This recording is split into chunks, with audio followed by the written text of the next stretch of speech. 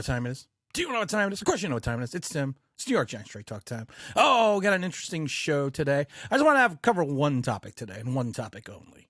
And that's the center position. That's the New York Giants offensive line. That's what they can do to make it the center of attention. Because you know what? I think it's a position that is overlooked greatly, the center.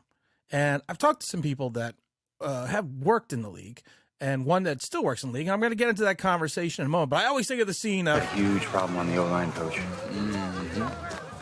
I don't think it's because the defensive line is so spectacular. No. Sometimes the defensive line isn't spectacular, and sometimes we have had issues with the offensive line. A lot of people will say, "But Tim, you never say that it's always Daniel Jones's fault. It's never the offensive line's fault." No, there's plenty of times it's the offensive line's fault.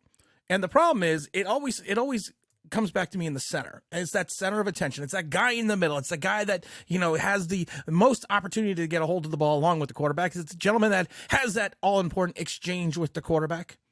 And, of course, we're always talking about the center position.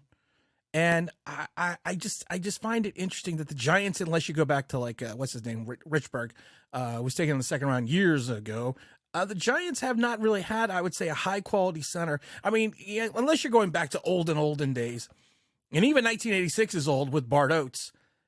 I mean, the Giants have had good centers, but they've never, I would say, in the recent history in the last 20 years, have not had high-quality centers.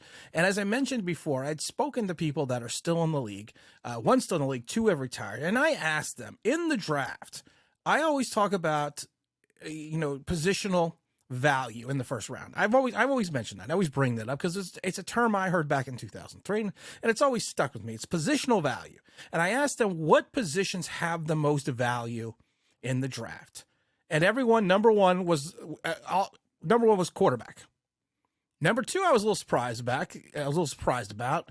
It was cornerback. But then you kind of think about it. It was, if you don't have a great quarterback, and you do have a great quarterback, what do you need to stop that great quarterback? You need to stop it with a cornerback.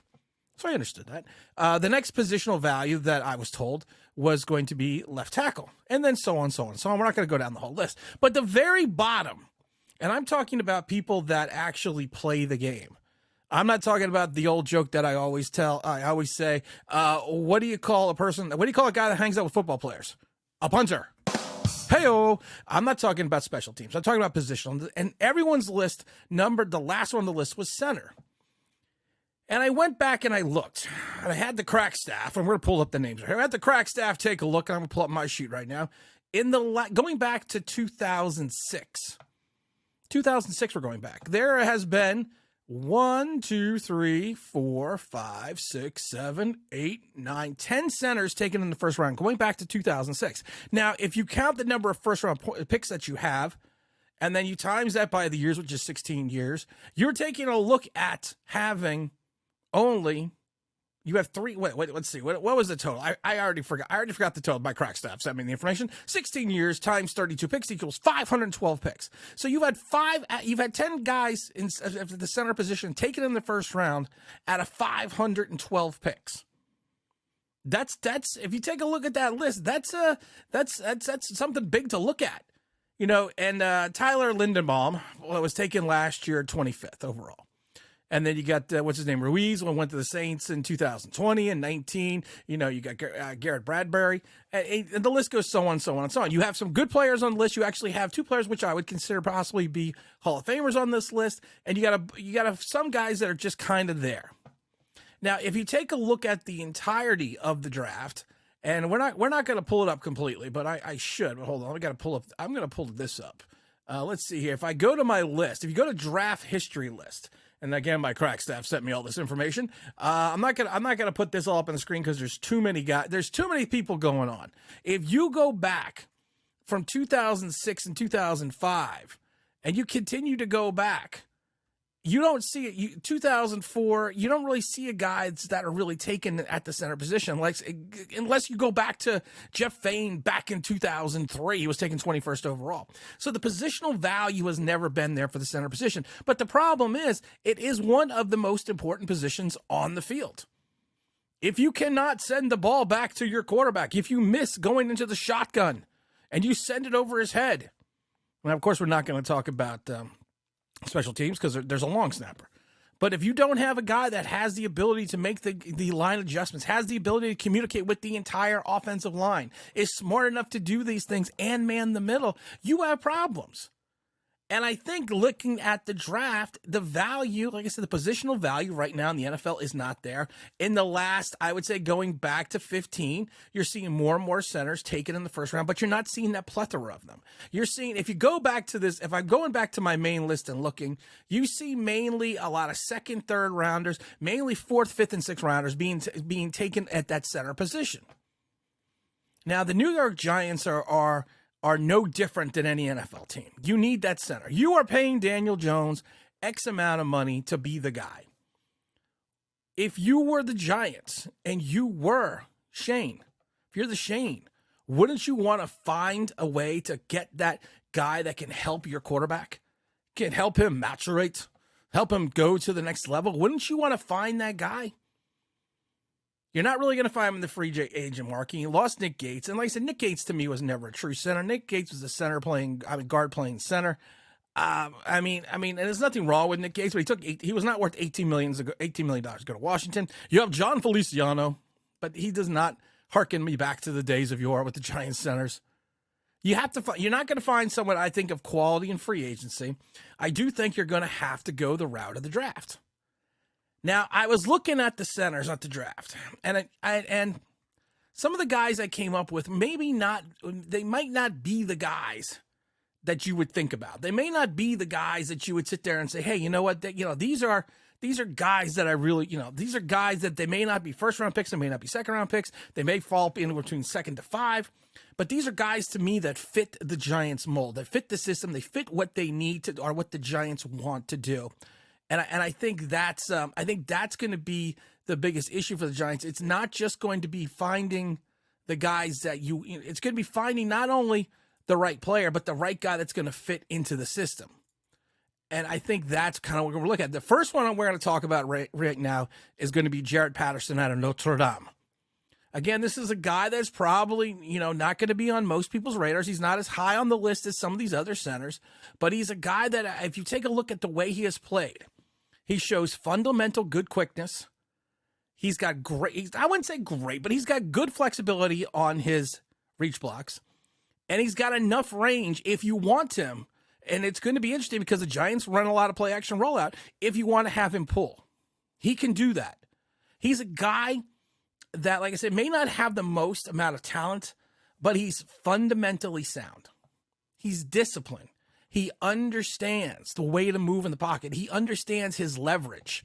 He's a guy that's got a little bit of a taller frame, and he's a guy that you probably can grab, I would say, in the 5th round. He's 6'5", 306, so he's going to have to try to bulk up. He's going to have to try to bulk up a little bit, and I think that's kind of going to be, where he's going to have to find. So he's going to have to find some weight on that frame. He's a high-end motor guy. He doesn't quit. They always say it's a Notre Dame player, so he's going to be competitive. He's going to have that Notre Dame positive attitude. And, to me, he has one of the things that coaches have talked about at Notre Dame ad nauseum about him is his leadership qualities. And like I said, he may be a work in progress a little bit, but like I said, he is a guy that if you're moving him into the interior of the line, I think will fit the Giants scheme.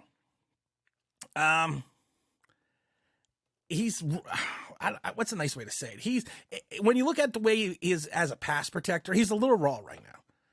And it's going to be interesting to go with someone like him because of the fact that you have so much inexperience or so much uncertainty at the guard position, because your guards are going to have to help your center. He can struggle at times, to really engage his blocker. And like I said, with his sleight of frame, is he the most powerful guy? No, I would say he's not the most powerful guy in the world, but I do think he's a guy that you can bring in. And I do think he's a guy that fits the system. And I think he's a guy with that raw, innate ability. Plus the fact that, like I said, he's just one of these guys that people love, that he's a leader. The other person I like is out of Wisconsin. Of course, it's Joe Tipman. 6'6", 313 pounds. 6'6", though. This is one of the problems with Joe. He's 6'6". There is going to be a propensity to move him into the guard position. because of that height. He is that 6'6" is at times can be considered very tall for a center. But this guy at 6'6", 317 pounds in the middle of that field, he's a freaking mauler. He was a mauler. He was a shot caller. 24-inch rims on the Impala. He is this guy that is just big. He's powerful. He's got the big oven mitt hands. You get those hands on. You were on the inside. They always see you get inside the tits and hold in there. He's one of those guys that can do that. He's strong, but he's flexible, which I think is interesting. He can anchor the line. He is another guy that is a high motor guy. He's a guy that, again, if you want to pull him as well, he can work on, you could pull him out of that position if you're going to do a play action rollout. He plays well in space. Like they always use that word. He plays well in space. Of course he's going to play well in space. He's a center. But he's an extremely polished pass blocker. He is a very fluid pass blocker. He is a guy that, like I said, he gets his big oven mitts on you. He is going to wreck you.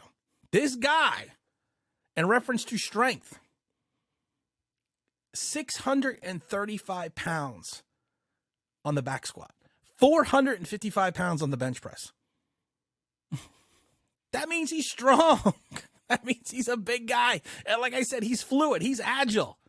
I think he clocked, I think it was 4.31 as his pro agility time at the, at the combine. So he can move. Like I said, his biggest issue is going to be that he is tall for the position. They're either going to want to move him into the guard, or honestly, they're probably going to shift him out to tackle. And because of his height, which is kind of interesting to say, he often plays a little too high. And he allows speed rushers to kind of knock him off balance and get around him. But if you put him in the center, I don't need to worry about that unless you're going up against someone like Aaron Donald or Dexter Lawrence. At 317, I would like to see him get up about 330. I'd like to see him build up some more stamina, build up some more muscle, build up some more mass. Kind of going back to how he fails against speed rushers. I would say his footwork is not phenomenal. But again, it's one of those things that if you put him and anchor him in the center of the line, I need him to be the wrecking ball. I need him to go forward. He is a good athlete. He's another guy that's got that moxie about him. He's got that little bit of Jonathan Moxon in him. Probably going to go in the third round, maybe third or fourth round, but could project even a little bit higher depending on how the draft drops. And I think the draft is going to drop interestingly because, like I said, I think there's going to be a run of quarterbacks at the top. The last player I want to talk about is the Arkansas Razorback, is Ricky Stromberg. Ricky, 6'3", 306. You know what? You got to notice that all these guys are a little bit undersized. I'm not saying they're small, but you would like to see your guy get around 320, 335. He is another guy that has got a high, and like I said, this is the thing I'm talking about with these centers. They may not be the most physically talented at some of the other players, but they're high football IQ guys. They understand how to set protections. They know how to make the line calls. They know how to make the adjustments. This is another guy, if you talk to the guys in Arkansas, is extremely popular with not only all the players, but the coaches because he is a leader. He consistently finishes blocks, which is something that you need. He will knock your... I hate to use a phrase, but you use it all the time. You use it all the time, locker room. He'll knock your dick in the dirt. That's the kind of guy he is. He shows good awareness. He's got good reaction time. He can hold the line against stronger and bigger guys, defensive linemen. He's physical. Let's get physical. He is just one of these guys. He's another one that's a grappler. He should be a wrestler. I don't know. Maybe he is a wrestler. He's a mauler in the running game. He's got a little... I like him because he's got a little bit of nasty. He's got a little bit of freak nasty in him. He's limited in reference to his experience playing center.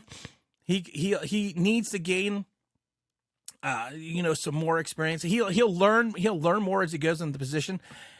Is he the other two gentlemen are better athletes? Is he a good athlete? No.